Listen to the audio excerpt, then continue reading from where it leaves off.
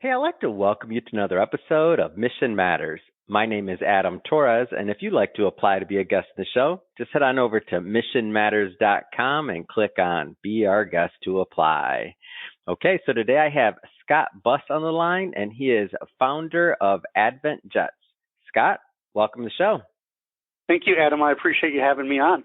And Scott, did I pronounce your last name right, Buss? Correct. All right. You did. Just want to make sure. Buss with two S's. Got it. Very memorable. I got to make sure I'm not butchering the name to start us off here on this Monday morning as we record this. No, that's an easy one to say, Hey, I'm in, man. I do sometimes. We do some. I'm from Michigan originally, Scott. So I grew up with, let's say, Midwestern names, pretty straightforward for the most part. We started doing a bunch of interviews internationally, and I'm like, man. No, I get that. I'm from Wisconsin originally, so we got the Midwest in common. So you're from Wisconsin originally. Okay, so let's just dive right into this. So what led you to build this global business? You're from Wisconsin, you're a Midwest guy too. What made you want to take over the world with Advent Jets? And I put those great off, not you. No, great question. So I always had big vision and dreams, and in the Midwest they have an air show every year in Oshkosh, Wisconsin, where Oshkosh B'gosh overalls are. And it's called the EAA, Experimental Aircraft Association. So when I was younger, I always liked to go to the air show and see the different jets and the Concorde back in the day and stuff like that. And I always loved travel. I love sports, and I love music. And so when I formed my business in 2018, I kind of just saw it and built it and grow, and kind of like that's my dream.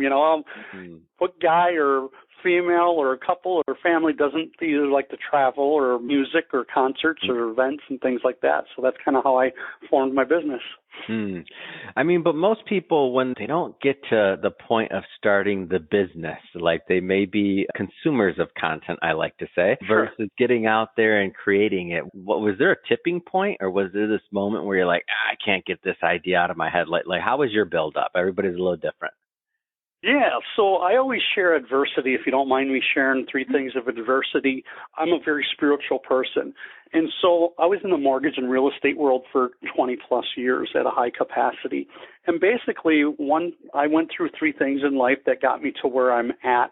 In 91, my best friend committed suicide. I was 20 years old. So back then, suicide wasn't as common as it is today, unfortunately. Another adversity I share, and I share 3 of them, is I grew up with a bandit dad. They are out there. Basically, I'm an only child. My mom's my world. Basically, my dad used to call and say, I'm coming to get you for the weekend. I'd be all packed, ready to go. He'd never call, never show up. So that kind of always geared me towards friendships, relationships, business, to communicate very well. And then third, the most important, which is, it's not embarrassing, but it's made me who I am, is unfortunately I got a little drinking and driving trouble. And I didn't kill anyone. I didn't hurt anyone, thank God, but I had to sit 4 months in prison. And believe it or not, when I sat 4 months in prison, that's how I formed my business. When I came out in July 7th of 2018, that's where I formed my business. Wow, what a story. And to sit there and to have that 4 months to really do maybe some reflection, I'm guessing, some type of reflection probably went on, huh? Yeah, so I was always a kind of a spiritual Catholic, but more of a spiritual non-dominational. And what I didn't realize is when I kind of hit rock bottom, every day I'd go into the library, I would read the Entrepreneur, Wall Street Journal, write down names, numbers. Till to this day, I still have all the paperwork in my office. Wow. What I did is when I came out and I just attacked it. What I didn't know all my life, God was building this business. I just didn't know when and how. And so when I hit rock bottom, I figured, you know what? He's been building this business all my life. So that's kind of how I built it.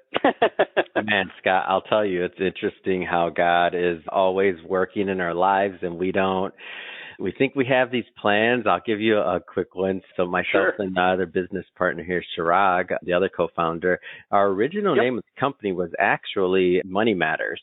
And it was because I was a financial advisor. I was in finance, and we thought that we were that's our niche, right? That's what we'll teach. And one day I'm having this conversation, obviously a podcast interview just like this, and the guest says, Adam, money matters, but mission matters too. And I swear, Scott, it was like God just, when he wants to talk to me, it doesn't just snap his fingers. I just felt like this thing. Like it was almost like I was hit in the stomach, and I was like, oh my gosh. Yep. That's what I'm supposed to be doing. So I tell, That's to awesome. speed it up a bit. I tell Chirag, I'm like, hey, how about Mission Matters for a name? And he's like, oh, that sounds good. So then we leave Yep. it for like a month or so, and then Chirag calls me, and I can't make this up. Like it's just divine. Like he calls me, and he's like, hey, Adam, I've been thinking lately. I think we should name our company Mission Matters. He said it. He said it, Scott, like it was like we never had the conversation. Like he was just inspired, and I was like, Chirag, I think you're right. But if we go on the website and we know this name's going to be taken, right? We know it's going to be taken 100%. Sure. But if we have enough money in the bank, we're buying this domain, and yep. that'll be yep. that. And he says, I said, but I'm not going to look at it. I'm not even going to look it up if you don't commit to that. I won't even look it up. And he's like, all right. Sure. It was more money than I ever thought I'd ever pay on a domain. And within 9 days, Scott, we started. And just to give you some context, we already had 1,500 plus interviews in. We'd already published at least 40. We already published at least 40 authors in our book series. We'd also had a website. We had traffic. We did the impossible, which is build an audience from scratch, like in a couple of years. And we literally started over.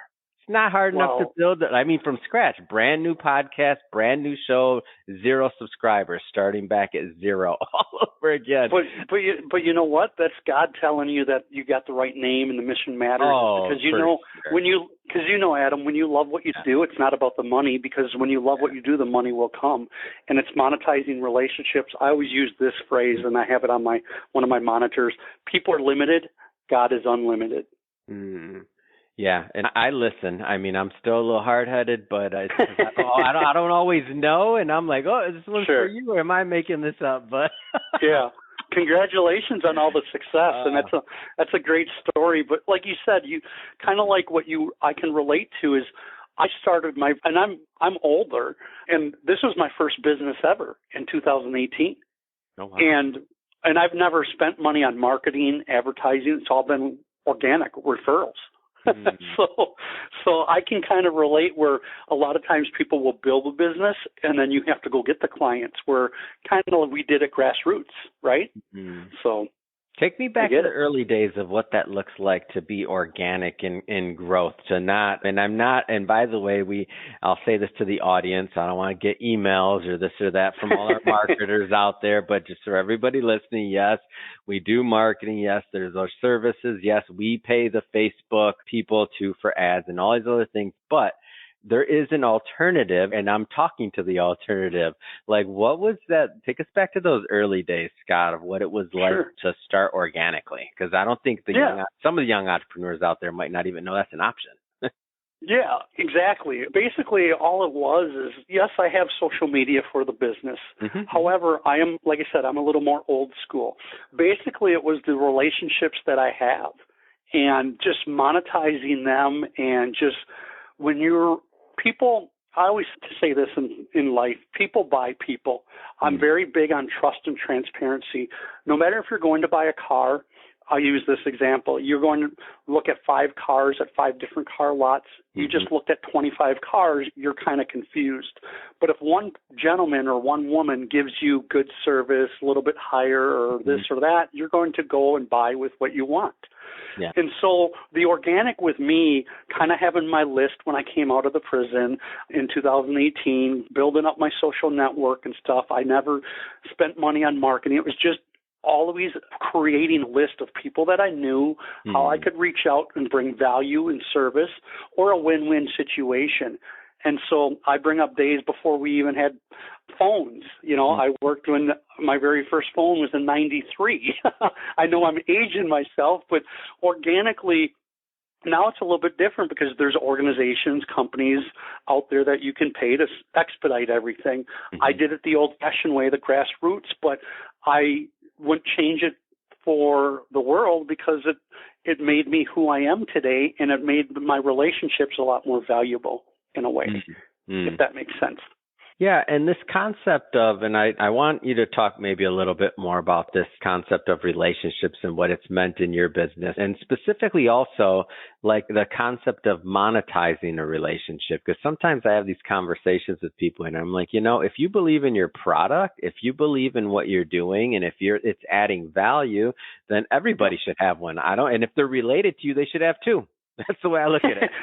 Exactly. Yeah. And I agree. And it's getting to know people. Sales is sales, but it's building a rapport. If you're dating somebody, building a friendship, a business, it's all questions. You answer is building rapport. And I think in today's society, you got to be very diverse. I never went to college. I'm very street smart. And I use that word just because I think you need to be around street smart. Not that the books aren't helpful, don't get me wrong, but monetizing relationships for me means building a relationship, trust, transparency. How can I bring value, but what can I do to bring you value as well? How can we monetize this relationship so it's a win-win? Is it a rev share? Is it an opportunity for marketing? Is it an introduction? Everybody has different ways of monetizing relationships, right? Because most people, it's like, oh, I run a business. I need to get paid. I need to get paid. But when you think that way, it's not the right way to think sometimes, even though you're in business. How do I monetize these relationships to bring long-term value? Because the relationship is less you have to go out and get another relationship or get another sales, because if they're working with you in Kalentra, if it's a partnership, a relationship, a joint venture, they're doing the work for you, right? Yeah. So that's kind of how I think on monetizing relationships. Don't get me wrong. Do I still go out and network and things like that? Yes, always. Of course, yeah. As we said, open this up. I'm from the Midwest too, so I'm curious on your end. So Advent Jets, obviously you're dealing with a higher end clientele in terms of, let's just say, their needs and servicing them, and also, the private jet client. It's a different clientele. I know when I was kind of working my way up, so my previous career, I was in finance almost 14 years. I've been doing this now full time 8 years. So I remember when I was working. Thank you, appreciate that. I remember when I was working my way up to different markets, and I still remember to this day the first time I drove down in Beverly Hills and I'm seeing all these palm trees, these huge houses, and I'm going to the poor side of Beverly Hills where I was moving, and I'm just looking, and I was not only awestruck, but I was a little intimidated to go after that other clientele that I knew I have to get over that if I was going to survive and even thrive in that market. Did that come naturally to you, or how did you deal with that? That's a great question. I think the number one thing goes back to how did I start my business? Why do people don't? Because of fear, right? People are afraid. Same thing with you don't know who's who, especially being a little older. You don't know who knows whose bank account has more zeros. So when you bring that up, it's like when I moved out to Scottsdale from the Midwest, same thing. Palm trees, $20 million homes. I lived out there for about 6 years or so, right out of college. So you get it. That was my first step out. Yep, that was my first step from the Midwest, and I'm like, what's going on? So I had the exact same experience. Go ahead, please. So you get it, because I've been here 11 years. I also lived in Denver. But the thing is when you break down with the right people, God brings people together for reasons. We have to figure it out. We have to figure it out. And no matter, even today, the success that I've had, I'm still a simple person from the Midwest.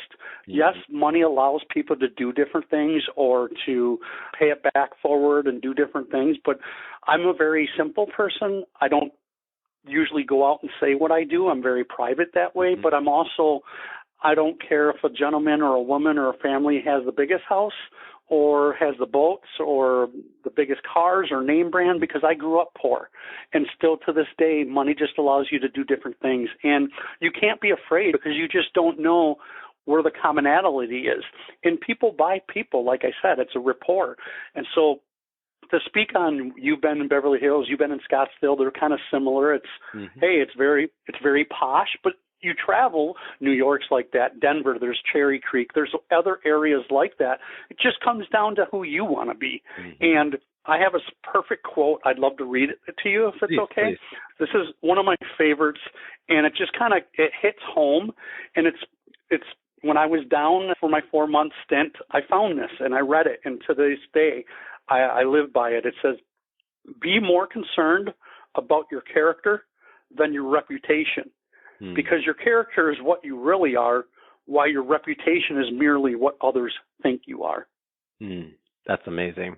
Man, I feel like you need to throw a scripture in there, too, at this point. This is good. This is how we start the week, Scott. Hey, you know what? I always say, Adam, I always say every day I wake up, I'm blessed, because no matter what we say in today's world, society, yes, we can get political or not political, whatever it may be, there's something going on. And so, if my batteries go out on my remote control, is that the worst of my case? There's people out there that don't have food. Yeah. So you break it down and wake up and you're healthy. And trust me, like I said, I'm a living experience of just being true to who you are and what God brought me in earth to do. He already wrote my story. I'm just helping him fulfill it. Amazing. So what's the vision for Advent Jets going forward? Like, what's the master plan? Let's be a fly in your wall for a little bit. Yeah, so perfect. So Advent Jets, what we are doing is we are taking everything globally that you want besides aviation. You need executive protection, you need a yacht, you need a villa, you need an executive assistant, you want to go to Super Bowl, you need Formula One tickets, you want to golf at Augusta. Whatever you need, I have access to partnerships, and we are taking it to where you don't have to call our concierge team 24/7. You can do everything. We're building a blockchain. We're going to go to a tech-to-tech. Some people like it, some people don't. That's why we're still going to have a concierge team, but you're going to be able to do everything via app, website, where you can kind of experience what you want around the world, or what if it's a marketplace where you want to buy material items that are very nice name brand, or sometimes people will not even fly private. They'll reach out and say, hey, Scott, I want to go to Super Bowl. What can you get for tickets? So I'm more of a white glove concierge. Yes, the private aviation started everything, but I'm not afraid where if somebody comes to me, I have travel agents that say, hey, Scott, we need hotel rooms. Can you book us a bunch of rooms because of my relationships or partnerships? So my goal is we're working on some technology, IP technology as we speak, to bring it out AI and blockchain. Amazing. Well, Scott, it's been great having you on the show. First off, if somebody wants to follow up and learn more about Advent Jets, how do they do that? Yeah, best is our website is adventjets.com. Our Instagram is flyadventjets. And the two email addresses, you could scott@adventjets.com, and then you got charter@adventjets.com. And we're all over social media, and our team would be happy to do anything. If it's a thought partner or needs an idea or a connection or whatever. We're a big place, but it's a small place when you're working with like-minded people. Fantastic. Well, Scott, again, appreciate you coming on. To the audience, hey, if you're a new listener, you need to be a new subscriber. Hit that button. If you haven't yet, hit that subscribe button. Don't worry, it's okay. It's just a subscribe button. It'll be okay. Hit it. Scott, seriously, this has been so much fun talking to you. I love having another Midwesterner out here with a success story like yours. I mean, it's inspiring, and I hope the audience got a lot out of it as well, because I'm sure I did for sure. So thank you again. I appreciate that, Adam, and I'm always here for you guys, and congratulations on all the success. And like I said, if I can do anything for you personally or business, you know how to reach me. I'm here.